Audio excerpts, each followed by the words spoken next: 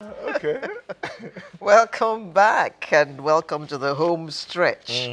Of course, you know who our artist of the week is. You saw her photograph and we told you that she was a she. Exactly. Yeah, she's still a Yes, she. she's a she baby.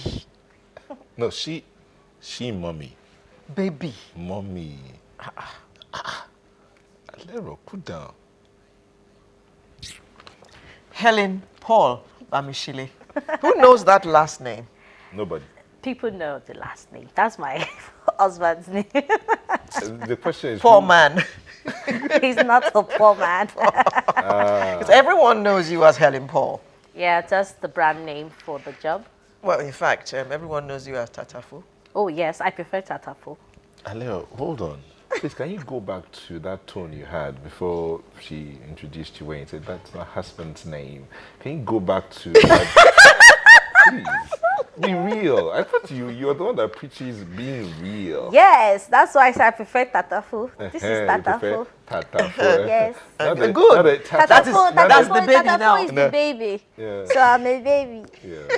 So I I prefer thought, I Tatafo. thought you preferred the good. Tatafo. Oh no, Tatafo is the name I like to use outside the country, but Okay. in Nigeria it's Tatafo. Helen Paul Yeah, is a good comedian, she's a singer, she's an actress, and she's best known as a stand-up comedian, and she's popularly known as she has said, Tatafo. Her style is quirky, she's spontaneous, and she likes to act or she likes to make her voice sound like a baby's. And I can't for the life of me tell you why. But since she's here, she's going to tell us that. She's worked as both a freelance and full-time presenter at several media houses, both in Nigeria and abroad. She's worked at LTV, she's worked at Continental Broadcasting, and she's on Mnet and a co-presenter on Africa Magic of the popular program known as Jara. Jara. It's Jara That means baby. put more. Yes, Okay. extra. Put extra. Okay. All right. All right. So tell us about your journey as a comedian. How did you get into comedy? Naturally, I enjoy imitating. I enjoy to do what people have done, to reenact what people have done. Can So- you imitate Donald Trump? Yes, I just need to watch him over and over again, put my interest in it, and reenact it. That's going too far. Can you imitate Aleo? Oh yeah, I can. So let's see. Let's you do your own introduction. Let's see. Let me use the grotesque style as it's called in the theater. The grotesque style is a poor theater, so I don't have my costume, I don't have the air, but I would do the expression. She's quirky. She has worked in TV stations both home and abroad. Okay, can you tell us your journey so far? I go beat this girl. You told me to do it. I go beat this girl. That's the expression I just did.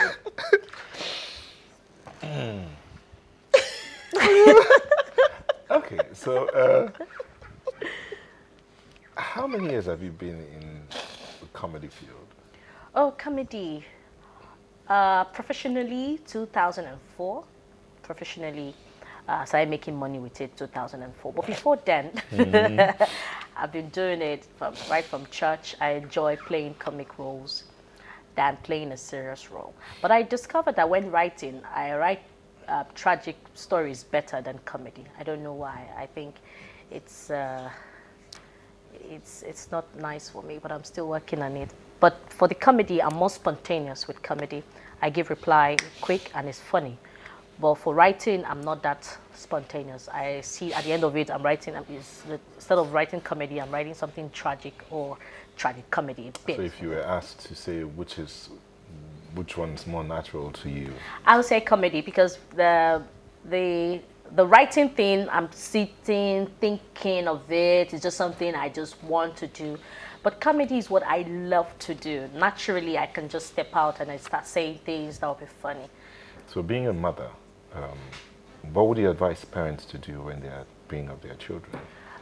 Take time to study your children. I know that is not easy in the society in which we are right now. Most times, 7, everybody's out. On Saturday, sometimes we're doing professional courses. We don't have time. But if we can take out time, maybe on Sunday or Saturdays, to study the children, what is it they enjoy playing with?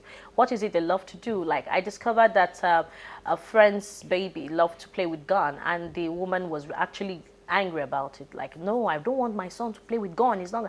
I said, he might want to be in the army, or might want to be a soldier or a police officer. That doesn't necessarily mean, oh, he's going to be robbing or something, or he's going to be doing something negative with the gun. You can just guard the baby. But for my own case, I grew up with my mom, my great-grandmother. My great-grandmother actually loves entertainment, and while growing up, she would carry me and put me on the center table and tell me, hey, oh yeah, you were telling me about, yeah, so, the way she did yesterday. Oh yeah, do it in her presence. I'm like, she copied me. So she copied, in fact, she gets you. Yeah, do it. Okay, we'll buy you minerals. I don't want to mention the name of the brand. We'll buy you minerals. So I just go, then I do it, and I notice that most parents like it, they will laugh. So sometimes when parents or people are doing things in front of me as a child, they're like, oh, you get out of here. Before you go and tell people what I'm going to get out of here. So I grew up being, imitating people, actually, and I actually enjoy it. I notice that it makes people happy, and I love to make people happy. So what inspires you to crack your jokes just to make people happy? Acceptance. Once I see that you're ready to accept or play with me, then I get in the mood, because sometimes my choleric nature doesn't give me that space. If I see that you're giving me an attitude, I just want to step into, then I drop the sanguine, I step into the choleric temperament, and I give it back to you. But naturally, psychology now. So that's oh, what's that? Exactly. But really, I love to make people happy, and naturally, once I see that you're ready to have fun, then I get in the mood too as an actor. What did you study? Theatre art, and a bit of presentation. Okay. First degree theatre art, master's theatre art, then professional courses on presentation, FRCN, then PhD right now, theatre art. What made you choose theatre arts? Because theatre art is it's actually very large. You're studying both nature, studying humans, studying stylishly knowing about other professions, because if I'm acting as a doctor, I must have an idea. I must know about some drugs. I must, be able to study. So I love it. It's more of psychology, than, just what people think theater art is. In theater, you have different professions in it.